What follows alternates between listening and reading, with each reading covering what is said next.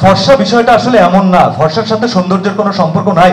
যখন একটা কোম্পানিকে আপনি সেই অ্যাক্সেস দিচ্ছেন যে তারা আপনাকে বলতে পারছে, তারা সাহস দিতে পারছে যে আপনি এটা ইউজ করেন 7 দিনের ভিতরে আপনি ফর্সা হয়ে যাবেন, তখনই বুঝবেন যে ওখানে একটা সমস্যা আছে।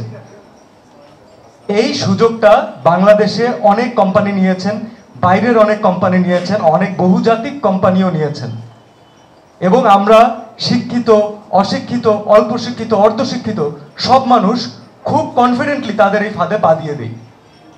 আপনি এটা অস্বীকার করতে পারবেন না, আপনি আপনার ওয়াইফের জন্য, আপনার বোনের জন্য কখনো না কখনো এই ধরনের প্রোডাক্ট কিনেছেন।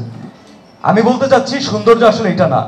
আপনাকে যদি কেউ বলে যে আমি অথেন্টিক প্রোডাক্ট দিয়ে আপনার স্কিনটা বেটার করার চেষ্টা করব, এই প্রোডাক্টটা আপনার স্কিনের কোয়ালিটি বেটার করবে।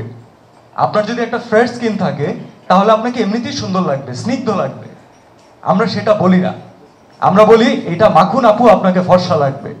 আর আমাদের বাবা মাও ওই বিয়ে শাদীর সময় স্ট্যান্ডার্ড সেট করে দিয়েছে যে ছেলে মেয়ের 99% দোষ থাকলেও প্রবলেম নাই, ফর্সা তো, রাইট?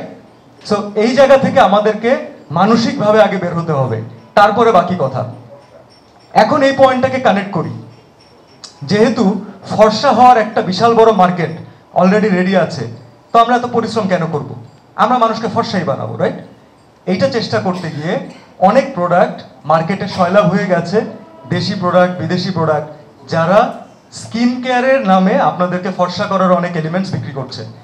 কেউ এটা চিন্তা করছেন না, আপনি যেই খাবারটা খাচ্ছেন, আপনি যে কাপড়টা পরছেন, পার্টিকুলারলি আমি আমার নিজের যেহেতু ওয়াইফ আছে, যাদের ওয়াইফ আছে তারা জানবেন যে তারা মার্কেটে গেলে একটা কাপড় নিয়ে কতবার নাড়াচাড়া করেন, রাইট?